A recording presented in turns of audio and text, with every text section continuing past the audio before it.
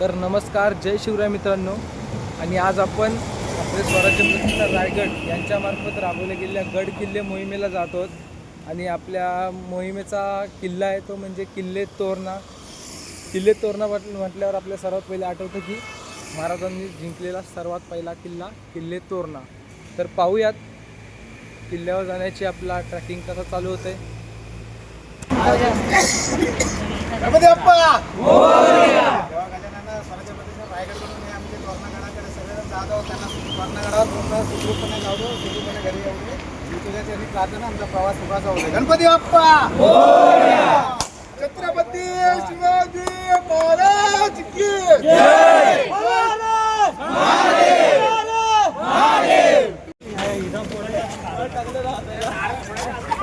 The journey begins.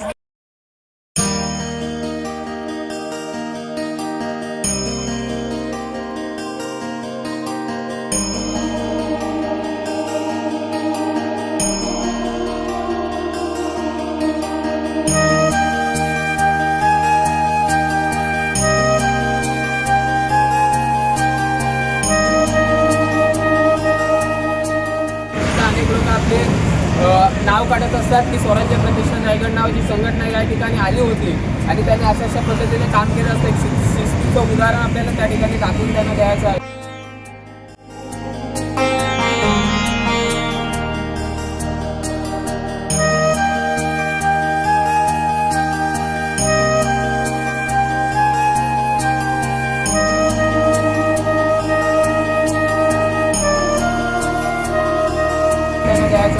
त्यामुळे किल्ल्यावरती चढत असताना किल्ला थोडा अवघडीचा आहे.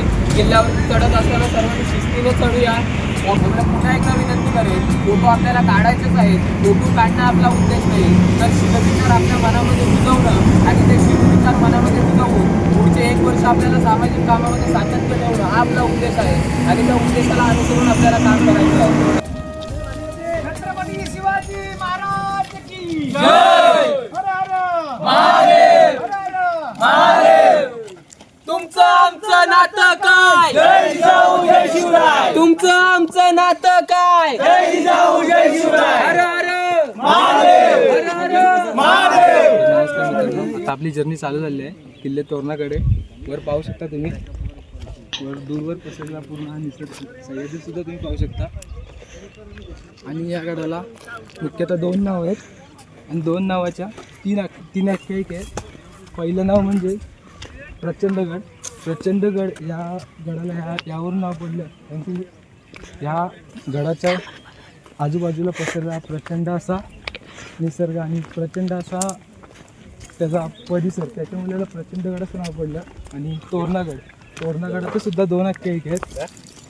एक आख्यायिका अशी आहे की छत्रपती शिवाजी महाराजांनी वयाच्या 16व्या वर्षी प्रथमतः हा किल्ला काबीज करून स्वराज्याला तोरण बांधले, त्यामुळे या गडाला तोरणागड असे म्हटले जाते. आणि दुसरं असं कारण आहे की या गडावर तोरणा प्रजातीच्या खूप साऱ्या वनस्पती त्यावेळी आढळल्या जायच्या, त्यामुळे या गडाला तोरणागड असे म्हटले जाते. अशा या 2 आख्यायिका सांगितल्या जातात. पाहूया पुढे ट्रॅकिंग.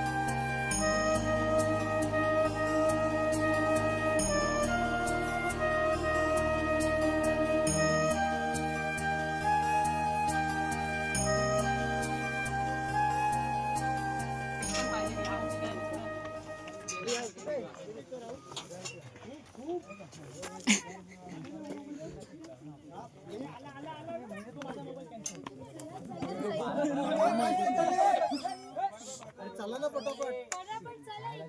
हो चला चला.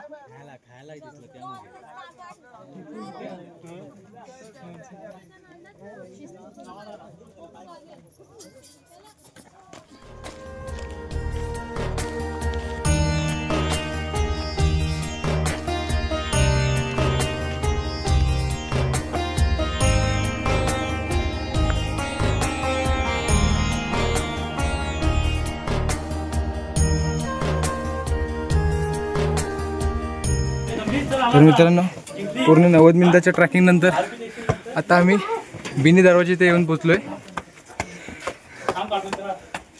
पाहू शकता रस्ता किती खडतर आहे याचा, पूर्ण थ्रिलर. आणि हा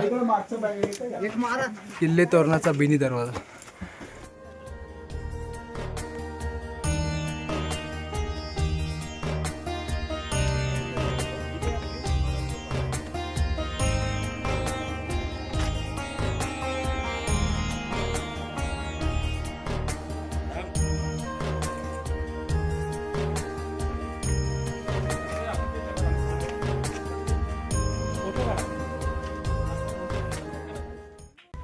तर मित्रांनो आता पूर्ण 120 मिनिटाच्या ट्रॅक नंतर आता आपण येऊन पोहोचलोय किल्ल्याच्या मुख्य द्वाराजवळ. तो म्हणजे किल्ल्याचा महादरवाजा. हा दरवाजा या किल्ल्याचा सर्वात मोठा दरवाजा आहे. आणि एकंदरीत या दरवाजाची रचना पाहायला गेलात तर तुम्हाला गोमुखी टाईपची रचना भेटेल. गोमुखी टाईपची रचना म्हणजे गायीने जर मान वळवल्यास जी आकृती तयार होते त्याला गोमुखी टाईप रचना बोलतात. तर हे जे आर्किटेक्चर आहे ते त्या टाईपचं आहे. त्या टायमाला याला गोमुखी प्रकारची रचना म्हणायचे. आणि अशी सेम प्रकारची रचना तुम्हाला श्रीमंत रायगडावर सुद्धा पाहायला मिळेल. आणि महाराजांचे असे बरेच किल्ले आहेत जिथे तुम्हाला अशा प्रकारची रचना पाहायला मिळेल. आणि दरवाजाची रचना सुद्धा एकदम अलग आहे. किल्ले वगैरे आहेत जेणेकरून शत्रूपासून रक्षण होईल. दोन साईडला 2 देवले आहेत.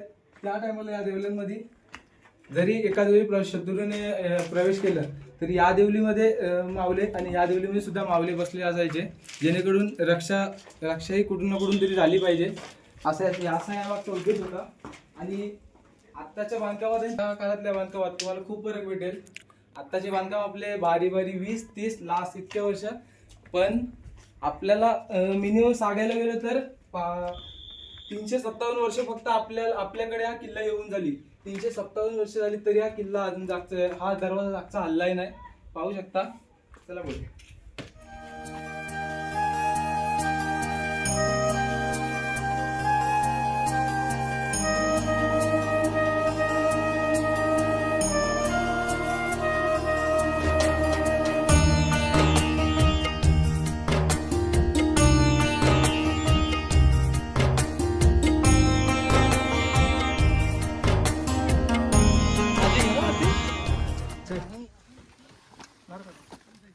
आझादी का अमृत महोत्सव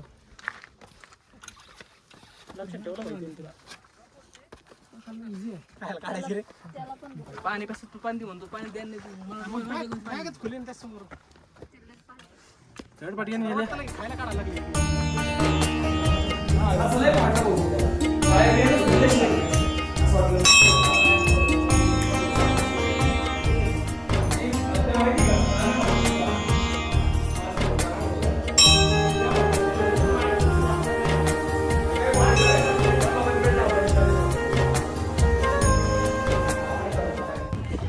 तर आपल्याकडे ती सर्व माणसं तिकडे बोलत आहेत, तर त्याच्यामुळे इकडून जायचं मी टाळतोय आणि खूप रिस्क पण आहे, त्याच्यामुळे इथे जायचं टाळतोय. आणि येताना आम्ही ह्या रस्त्याने आलो, पण इकडून जायचं मी अजून एक भुयारी मार्ग बोलू शकता तसं अजून एक रस्ता वरती जायला खाली जायला नाही. हा रस्ता या बुर्जाच्या पूर्ण खालून जाऊन वर बाहेर पडतो, तर जाऊन नका.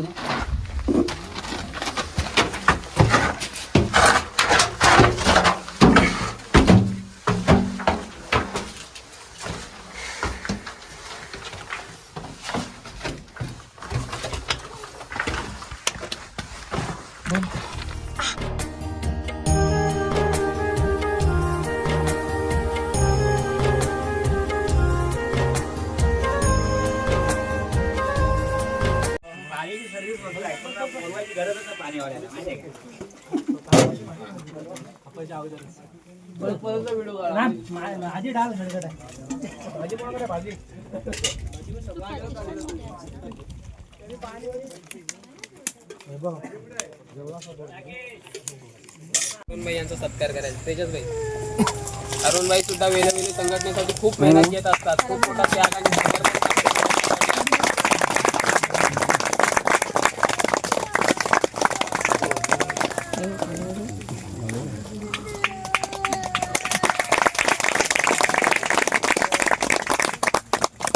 या मोहिमेमध्ये सातत्याने नेहमी सहभाग घेऊन संघटनेला वेळोवेळी मदत करणारे आणि संघटनेच्या प्रत्येक कार्यक्रमामध्ये मोलाचा वाटा उचलणारे तला तालुक्यातील कुमार अविनाश पारावे देखील या ठिकाणी उपस्थित आहेत. त्यांचा सन्मान करण्यासाठी मी संघटनेचे शिलेदार श्री गणेश पारदुल यांना विनंती करेन की त्यांनी अविनाश सरांचा सन्मान करायचा.